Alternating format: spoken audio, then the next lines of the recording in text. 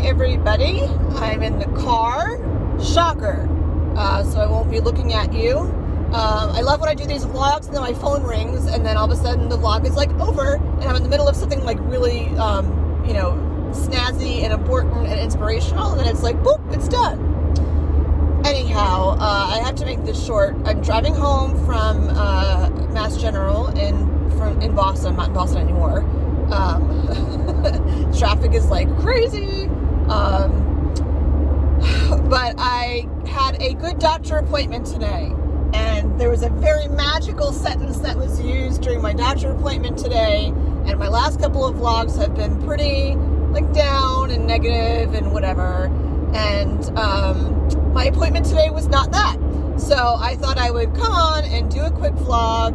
I have to get off of the highway and do a quick vlog to share if you're in a down space about this whole cancer drama. Like, how can you mix together going to a doctor appointment and actually not being down after you leave said doctor appointment? So, and of course, like, my modesty is out the window because this is such a flattering view of my double chin and my excess weight.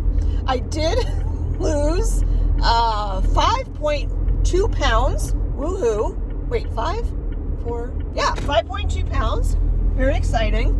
And I weighed myself before I went into my doctor appointment today.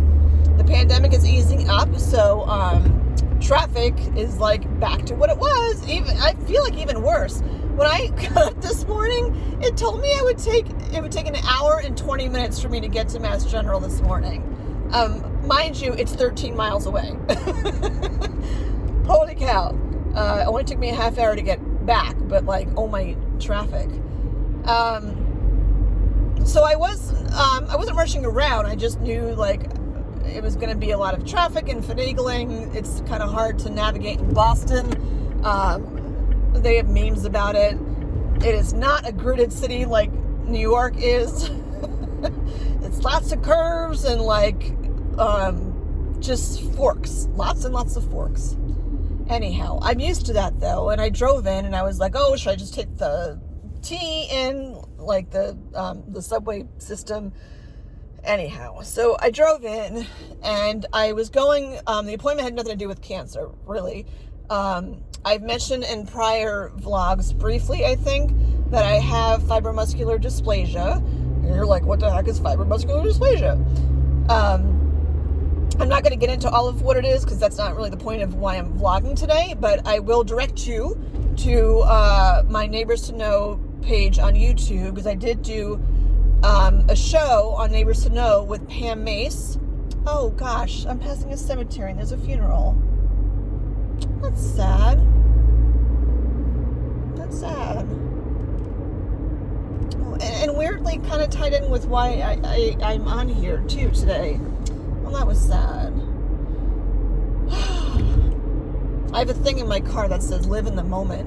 And that was just like a interesting, I don't know, I guess my humor's now kind of gone. Anyway, you can go to Neighbors to Know on YouTube. I might even have a handle now. They did this new thing with handles, so it might be youtube.com/Neighbors to Know. My icon is, it's green people that are all holding hands in a circle. Like community, yay, and happiness, yay. And I interviewed Pam Mace, so that's the show that you're going to want to look for. Pam Mace, who is the director of the FMD Society of America, and FMD is was considered a rare disease, but really it's kind of underdiagnosed. And I found out that I had it in like 2017, but you can watch the whole story there. Point is, I go in for yearly checkups. And I didn't have any tests done or anything today because everything's been good, so there's really no reason to look at my arteries like every year if everything is going okay.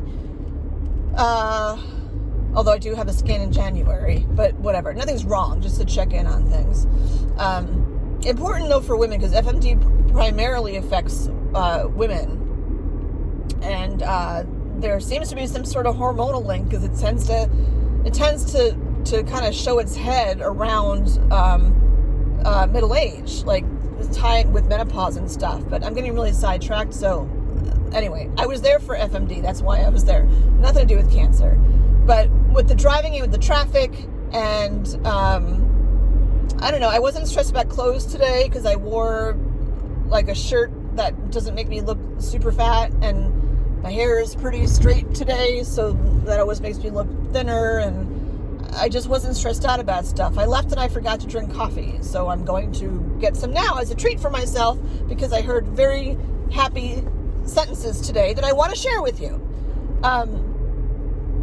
So I went in, they weighed me and did my blood pressure, which is such a great way to start any appointment, because who wants to know, especially women, I guess, because women are much harder, I feel like, on themselves with their bodies and stuff. And yeah, so he weighed me and it was more on that scale, which I expected.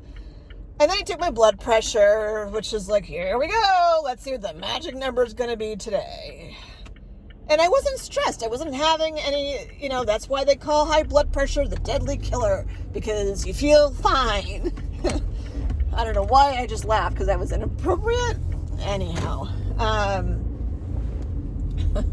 the funny thing is that I'm at Starbucks, and I feel like a lot of people that watch my vlog are like routine Starbucks goers. Anywho, so if you get a knock on my window, it could be somebody that I know saying hi. Boy, there's like no parking. I'm an employee. Okay, anyhow. Well, at least I can pick my phone up now and give myself a more flattering angle. I'll put you right here. That's a little bit more flattering. Okay. Take my blood pressure, and, you can hear the cuff getting tighter, which means that it's a higher number, which is not ideal. And the guy's just looking at it, and I'm not surprised, but like he shuts, it shuts off, and he looks over and he just kind of pauses and looks all awkward. And I'm like, what is it? Like, I'm not surprised that it's high. What is it? And it was like 150 something over 100 something, like less than 110, but like enough that it's like somewhat concerning. And And the guy looked more concerned, and I'm like, I'm not concerned. I'm like, that's my new high. Like, I don't even know what to do with that, but I'm here seeing a vascular doctor, so that's why I'm here. So, yeah, so he left, she came in, and she's funny. Like, she's very personable, great bedside manner. She did take my blood pressure, like, further into the appointment, and it had dropped to 130 over 90, and I'm like, that's my new normal. I hate that term. But I said, like, after you go through the whole cancer thing, it just puts other diseases in perspective. Not that, like, I'm belittling my arteries with the whole FMD thing, because I respect my arteries very much so. I do limit my red meat and a variety of other things to keep my blood pressure down. Anyway, so we were just going over stuff, and I told her that I had started the blood pressure meds like a month ago, and I said, are they just not working? Because, like, my number is what it is, and I feel fine. And she said it just takes a while for blood pressure meds to kick in, and oftentimes it's a combination of types of blood pressure meds to really regulate your blood pressure. So something I learned. That's not what I wanted to share with you, but interesting to know anyway. Because I was kind of like giving up on, like, well, I guess the blood pressure meds don't work because they're not really regulating anything and nothing's really dropped too much. But I didn't know that it's she said to me, sentence I don't like. She said, it's a marathon, not a sprint. So is cancer. It's a marathon, not a sprint. Oh my God, I'm just so sick of these phrases. These I should make a list of, like, buzzwords that I can't stand, or phrases that I can stand. New normal, can't stand, Probably you can't stand all the fillers that I use, but, like, sorry, that's me. That's just me. I don't have time right now to go to Toastmasters to get rid of my filler words. Yeah. So I said to her, like, I'm just looking at big picture here. I'm like, I just want to live to be, like, in my 90s and stuff. Like, what's just going to get me there? Which is such a different way of thinking than, like, how I used to, like, micro-analyze things, because I'm an analytical, mathematical person, and that's just not, I mean, I'm still mathematical, but I'm just not so nitpicky anymore. I'm like, big picture. I'm like, living to 100 would be awesome, you know, but I want to live to be like a ripe old age. And with, you know, the advances in medicine, I think it's pretty plausible that I could live into my 90s easily. So how do we make that happen? So she's like, you know, give it some time with the blood pressure meds, blah, blah, whatever. And I told her about the weight. She's like, because she was talking about my kidneys, and not because of the kidney stone. Like, I have FMD in my renal arteries too, though they were clear last time, which is good news.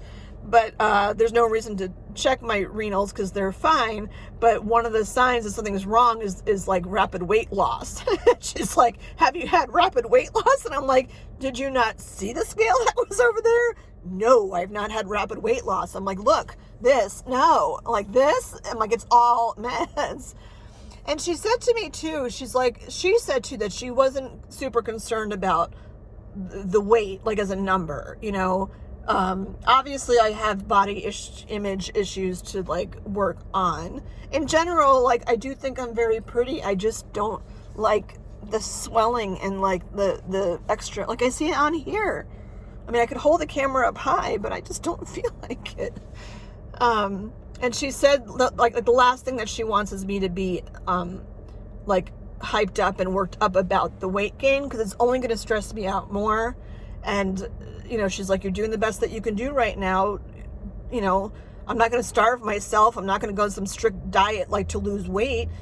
You know, exercise. That's really how I'm going to lose it. But the main thing is, like she said, just, she doesn't want me worrying about that, which was like kind of a nice free pass.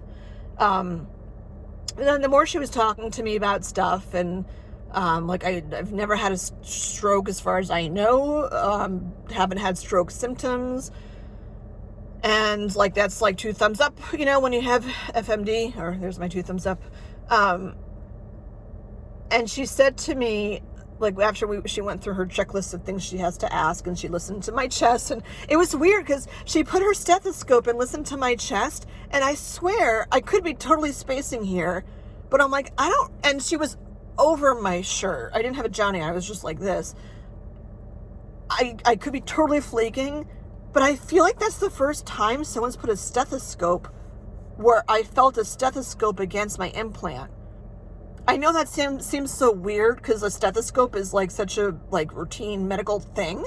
But I don't remember that feeling. And maybe I did have it when I had Johnny's on and no bra. Maybe it just felt differently because I had a bra and a shirt on. But she held the stethoscope up against like right here, and it dawned on me, I'm like, huh.